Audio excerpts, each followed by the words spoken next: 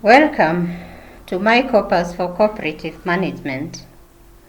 As we continue to discuss this performance appraisal system, let us engage in discussion so that we can know more information that you'd like us to bring to you. Please engage as we continue discussing my corpus program. In our past videos, we have discussed the business as usual mode and the results that nations, counties, or other outfits like cooperatives and agriculture institutions find themselves into. When business as usual mode is stopped, the cooperative management team will take their members and other stakeholders to the promised land. Every country's ambition is to get its citizens to the promised land. The citizens form a large number in the cooperative institutions and agriculture institutions. So, which is this promised land? We will see in a moment. Let's look at Obama's promised land story. We all know that Obama has a book written on promised land. The story is about a great America. Obama had a dream of taking his country to the promised land, which was made to portray a promised land that has good qualities and characteristics. The promised land story, it's about making America great again. For Obama, he had foreseen the promised land where he would want America to be. He wanted an America that is a land of opportunities, a land where citizens are satisfied, a land where all citizens are equally treated, and a land where resources are shared in equal measure. A land where economy is thriving, a land where economy is providing resources equitably to all citizens. Before we go on to look at the characteristics of promised land, kindly like, share, and subscribe to this channel so that you can support us in reaching our subscribed number to continue giving you this information. We want to walk this journey together, which we will see all of us getting educated and well informed about my corpus for cooperative appraisal system. Okay, let's look at today's topic about the characteristics of the promised land for cooperative and agriculture sector. What do they mean when they tell their members they want to take them to the promised land? Initially, we had discussed about the promises that cooperatives can make to their members.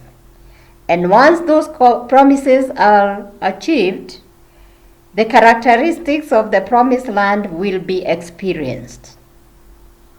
We can visualize how the promised land looks like. They are all good things that we may think of. We all would want organizations to deliver their promises to their members, all the stakeholders, at all the times. Often than not, the organizations sometimes fail to deliver these promises. The cooperatives are not exceptional in these difficulties to deliver the promise to their members. In sharing the same vision of the country, the cooperatives and agriculture sectors should endeavor to take their shareholders and the members to the promised land. Let us now see the characteristics that explain this promised land. You can see in the picture that is projected in the video, we have 12 characteristics that describes the good things we are talking about in that place that we visualize as the promised land. Number 1 is wealth. If members have wealth, or the countries have wealth, or the stakeholders can experience the wealth in the country, then that is a good thing about the promised land. Number 2 is thriving economy. Let's take an example with America. America's economy is one of the strongest economy in the world. And because cooperatives and agriculture sectors are the major contributors of economy, we see the citizens, all the members in the cooperative and agriculture sectors getting a thriving economy once the outfits are able to deliver their promises. Number 3 is maximizing of the available resources. Once a country or the cooperatives and agriculture sector outfits have wealth, then there are available resources that the management or the leaders can maximize so that it has a compounding effect. Once the compounding effect is realized, then we will have the resources doubling or tripling into many other resources, or increased basket of resources. Number 4 is a sober nation or citizens or members. Let's take an example of cooperatives. When cooperatives have wealth and they have contributed well to the economy and they have maximized available resources and the citizens are feeling satisfied with the promise that was made in the time the cooperative was in formation, then there will be soberness of these citizens. And equally the country as well. When the country is able to maximize resources, there is wealth enough for everyone, there is thriving economy, we will have a sober nation. Number 5 is young families. Any economy that is driving, or any cooperatives and agriculture sectors that is giving opportunities and giving resources and is having wealth, then we will have families being able to meet their basic needs. And it means in any family, once the family leader or the head of the family is able to meet the obligation of feeding the family, then the family continues to increase in number, and hence we will have a young family at all the times. Number 6 is enough opportunities. Once the cooperative has made its wealth and available resources to the citizens and contributing to the economy of the country, then there will be enough opportunities for everybody because the resources are enough. The allocation of resources will be equitably done. There will be employment opportunities. There will be business opportunities and investment opportunities as well. Number 7, we see a country or a cooperative and agriculture sector that will have busy youth involved. For example, in agriculture sectors, once the youth will be able to know that when they get engaged in farming, for example, they'll be able to multiply the resources they put in. Then they will employ themselves, or they will be interested to get to agriculture sector so that they can contribute to the growth of the cooperative. And therefore, we will have busy youth that is engaged in activities of economic. When youth are busy, when there is no competition of resources, when youth have families, when they are engaged, then you don't expect them to go to crime. Remember, if there is business as usual result, one of them is increased crime. But because the youth are engaged and they are employed either in businesses or in formal employment, they are busy in what they do.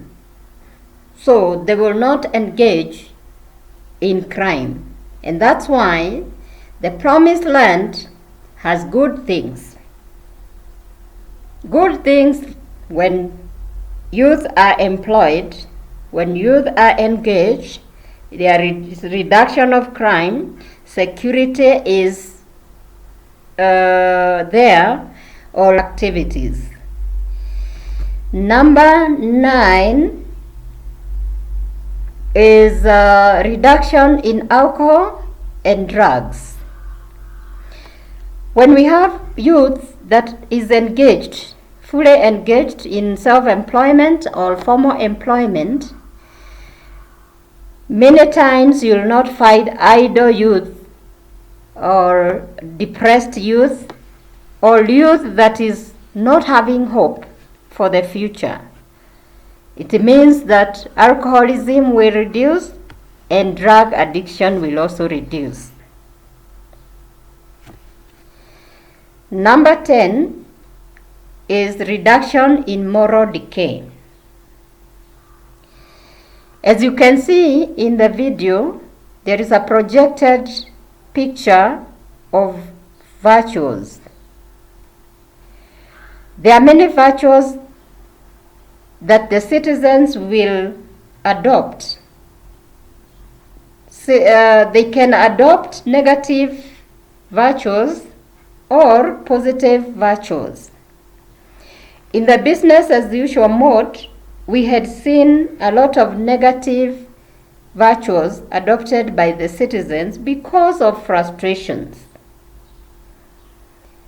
But in the promised land, positive virtues will be adopted like honesty, reduced corruption.